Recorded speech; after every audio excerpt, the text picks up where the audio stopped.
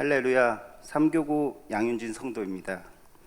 먼저 온가족 특별 새벽 성회를 간증을 허락하신 하나님과 담임 목사님께 감사를 드립니다. 작년 이맘때라면 집에서 자고 있을 시간이고 마음속엔 주님이 존재하지 않았습니다. 청소년 시절 교회는 초코파이와 이성의 눈을 뜰 수 있다는 이유로 친구 따라 가본 게 전부였습니다. 더군다나 친구들이 교회 다닌다 하면 욕하고 폄하했습니다. 거길 왜 가? 말도 안 돼. 그렇게 할 일이 없어? 뭐가 지들끼리만 놀고. 너나 똑바로 해, 이 예수쟁이. 심지어 전도 나오신 전도사님을 문전박대하곤 했습니다. 또 목사님 하면 동네 약장수처럼 허스키한 목소리로 나를 믿으라, 무슨 교주 취급했습니다. 본 내용은 산마교회와 이일성 목사님과는 전혀 관련 없음을 알려드립니다. 그렇게 삶 속에 예수님은 제게 없었습니다. 어린 시절부터 부모님 밑에서 별일 없이 성장했고 그냥 모범생이었습니다. 알아서 공부하고 뭐든 알아서 했습니다. 대학 가고 대학원 가고 마음 먹은 대로 진학하고 진로 결정했습니다. 한때 세상을 떠들썩하게 했던 국가재정위기 IMF가 왔습니다. 학업도 포기하고 급히 직장을 가야 할 상황이 생겼습니다. 유행처럼 등장한 벤처붐을 타고 저도 작은 벤처기업에 들어가서 소위 일 잘하는 에이스처럼 대우받으면서 일했습니다. 그러면서요, 제 머리와 가슴에 욕심이 생겨서 사업을 하게 됐습니다. 그때 나이 31~2살쯤이었습니다. 동업으로 시작했고 철저히 준비해 3년 끝에 어느 정도 자리를 잡았을 쯤 사장이라고 올려놓은 사람이 아이템을 가지고 다른 회사를 차려버렸습니다. 갑자기 무직 상태가 되었지만 실망하지 않았습니다. 그때만 해도 이거 안 되면 다른 거 하지, 그런 패기가 있었습니다. 그리고 두어 차례 아이템을 변경하다가 프랜차이즈에 관련된 일을 시작했습니다. 이때부터 사단의 길, 아주 성경적이지 못한 삶, 하나님이 깜짝 놀랄 만한 일이 시작됩니다. 항상 불안한 미래와 불안감으로 인해 사업이 잘 된다 하여 굿을 시작했습니다. 통장에 잔고가 생기는 족족했습니다. 제가 굿 절차를 알 정도면 얼마나 했겠습니까? 그때는 그 덕분에 잘 된다 생각할 정도로 딱딱 맞아 떨어졌습니다. 그러나 어리석음은 오래가지 않았습니다. 사업 시작한 지 4~5년, 항상 미래에 대한 준비를 해야 한다는 생각은 접어두고 마냥 잘 될 줄만 알았던 저는 폐업하게 되었습니다. 폐업과 동시에 저에겐 자신감 상실과 우울증까지 왔습니다. 심지어 세상을 버리고 떠나고 싶은 생각까지 했고 도저히 안 될 것 같아 병원도 가보았습니다. 이때도 정신 못 차리고 점집도 갔습니다. 금전적인 문제는 당연히 생기고 가정 불안은 기본적으로 찾아왔습니다. 2년쯤 저는 파주 땅으로 쫓겨오듯이 이사를 하였습니다. 어느 날 저희 아내는 교회를 가겠다고 했습니다. 무슨 신경인지 말하지 않아도 알 수 있었습니다. 참고로 저희 아내는 생긴 것과는 달리 세상을 좋아하지 않습니다. 모임에도 좋아하지 않고 동네 아줌마들이랑 모여서 이야기하는 것도 아주 싫어합니다. 처음에는 교구 목사님 전화 오는 것도 귀찮아했습니다. 말을 세게 해서 그렇지 정 많고 착합니다. 그리고 매일 남편 잡고 그런 사람 아닙니다. 아주 조금 잡습니다. 얼굴에 대한 선입견을 버려주시면 감사하겠습니다. 아내가 교회를 다니면서 셀 모임을 하고 주일이면 빠지지 않았습니다. 그러면서 제게 같이 가길 권유했습니다. 아내는 놀랍게도 교회 자체를 별로 좋아하지 않았고 모임을 싫어한지라 이런 변화는 놀라웠습니다. 이런 담임 목사님은 없다는 둥, 집사님은 없다는 둥. 우선 밝아 보여 좋았습니다. 많은 권유를 하는 터라 못 이기는 척 가정의 평화를 위해 교회를 나갔습니다. 처음으로 박옥자 목사님을 뵙고 인생 처음으로 목사님의 손을 잡아보았습니다. 작은 체구의 긍정적인 말투와 얼굴엔 밝은 미소를 가지고 계신 분이었습니다. 목사님에게 이끌려 담임 목사님을 처음 배웠습니다. 예상과는 달리 약장수의 느낌이나 교주님의 느낌은 아니었습니다. 근엄하시고 목소리에서 힘이 있으시고 인자함이 느껴졌습니다. 목사님의 첫인상은 예상 밖이었고 강압적이거나 그렇다고 폐쇄적이지도 않았고 지금까지 생각했던 것과 너무 달랐습니다. 우선 썬데이 크리스찬으로 시작했습니다.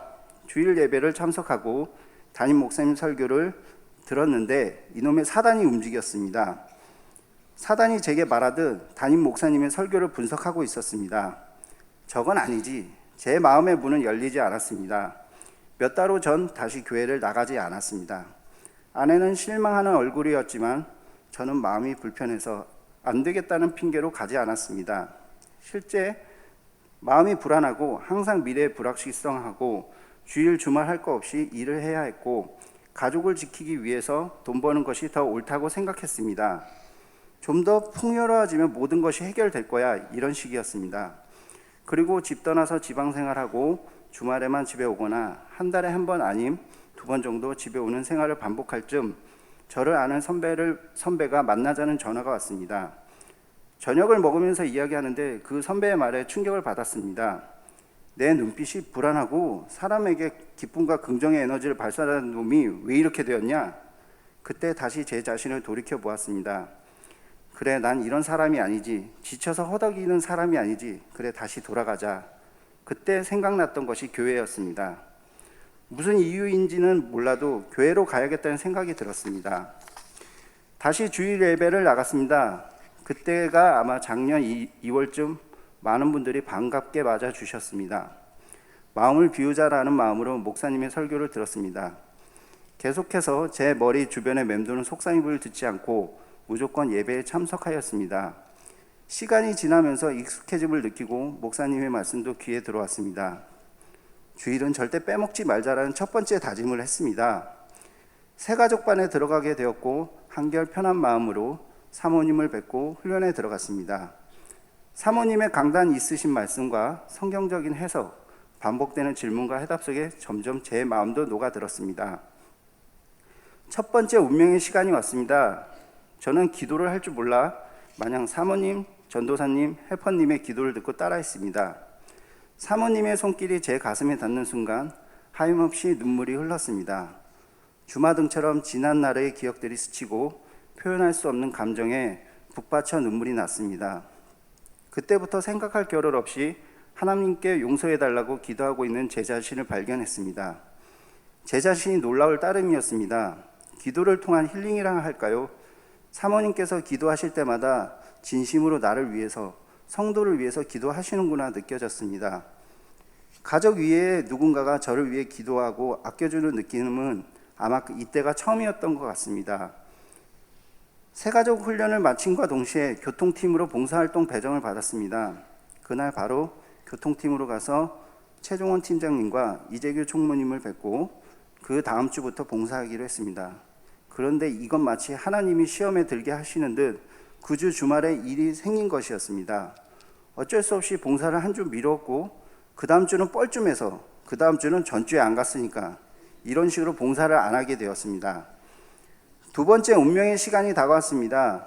창세기 훈련에 들어가게 되었고 마침 배정받은 교수님이 바로 교통팀 팀장님이신 최종원 집사님이었습니다. 아, 이건 뭔가요? 교통팀 팀장님께 훈련 받는데 제가 무슨 철면피도 아니고 교통팀을 피해 가겠습니까? 하나님이 계시구나. 아, 받아들이자. 이젠 받아들이자. 그래서 두 번째 결심을 했습니다. 주일은 빠지지 말고 봉사도 빠지지 말자. 한결 더 편안해졌습니다. 창세기 구성원이 전부 집사님이시고 이미 신앙생활을 오래 하신 터라 가끔씩 하시는 간증도 제게는 즐거움과 행복이었습니다. 제 머릿속엔 온통 하나님에 대한 생각이 늘어나게 되었습니다. 그리고 창세기를 보면서 성경의 놀라움과 그리고 하나님의 놀라움을 알게 되었습니다. 하나님이 창조하신 순서가 너무 과학적이었습니다. 빛, 물, 식물, 생물에서 배운 광학성이 떠오르고 기타 등등, 그리고 그 창조와 더불어 인간 평등이 배어나오는 글귀를 본 순간 무릎을 꿇었습니다. 아, 이거구나.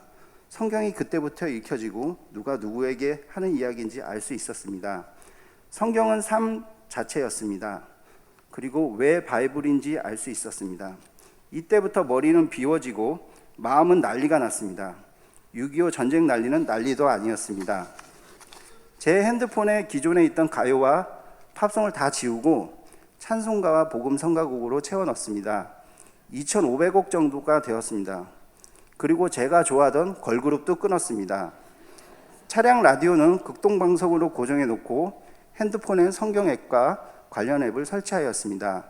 술자리 모임은 되도록 하지 않았으며 대형 서점에 가면 종교 코너부터 갔습니다. 아내가 그러더군요. 창세기 훈련 받고 너무 유단 떠는 거 아니냐고. 그냥 마냥 행복했습니다. 좀 더 왜 빨리 교회를 가지 않았을까 후회하였습니다. 심지어 찬송가를 부르면서 아내 몰래 눈물도 흘렸습니다. 성경 구절은 아직 떠오르지 않지만 찬송가 구절을 읊조리면서 너무 행복감을 느꼈습니다. 나의 갈 길 다 가도록 나와 동행하소서 주께로 가까이 이라면서 찬송가 듣고 따라 부릅니다. 너무 아름답지 않습니까? 저희 부모님과 저희 아내는 서운할지 모르겠습니다. 별탈 없는 가정 그리고 물 흘러가듯 인생을 살아갔지만 항상 뭔가 부족함을 느끼고 채워지지 않는 것이 있었습니다. 이에 대한 해답을 찾은 것 같습니다.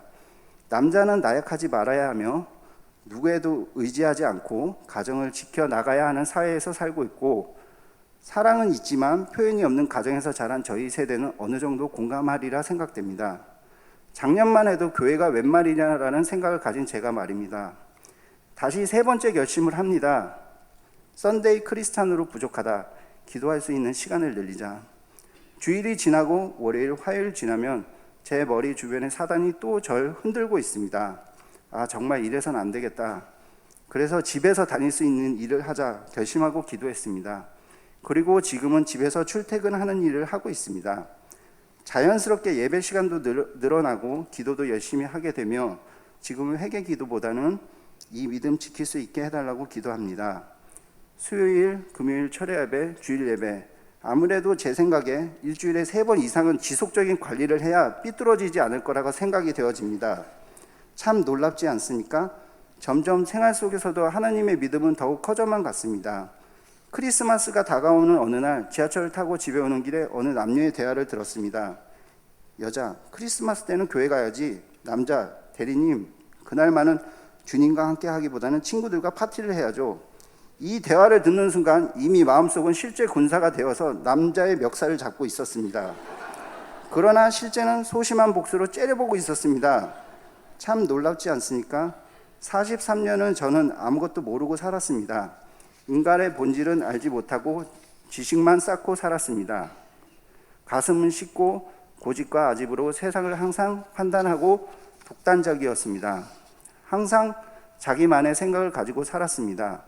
내가 보는 시각은 올바른 것이고 다른 사람이 보는 시각은 올바르지 못하고 생각했습니다. 지금 여기에 계신 모든 분들이 이곳에 있어서 행복하다고 생각하실 것입니다. 왜 저는 이곳에 와보지 않고 비난하고 비판했을까요? 뭐가 그렇게 잘났다고 생각했을까요? 아마 제가 벌거벗을까 봐 무서워서 못 온 것 같습니다. 그리고 하나님께서 제게 많이 인내하시고 이제 바로 돌려놓으시려고 파주를 이사하게 하고 산마교회에 오게 하셨습니다. 그리고 새가족반, 창세기훈련, 그리고 교통팀 봉사를 하게 하셨습니다. 지금도 늦지 않길 하나님께 기도드립니다. 매일 결심합니다. 세상을 벗어나서 하나님 안에서 살려고요. 큰 일꾼 되게 해달라고 기도하고 있습니다. 이곳에서 성장해 나가는 청소년들이 오히려 제게는 부러운 대상입니다. 그들이 성장하면 훌륭하고 거룩한 백성이 될 것이 너무도 당연한 일이기 때문입니다. 아직은 부족함 많고 아직은 서툴지만 이제 44세의 어린 그리스도인으로 남들보다 노력해서 빨리 성장하려고 합니다. 그리고 누군가 말해라 아버지 뭐 하시노 하면 우리 아버지 하나님이십니다 라고 외치고 싶습니다.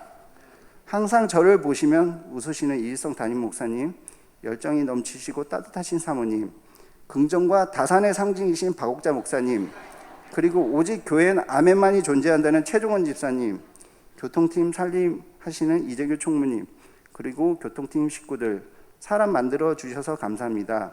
그리고 이 못난 남편 데리고 사는 저희 아내와 딸에게 감사합니다. 그리고 여기 계신 분들 사랑합니다.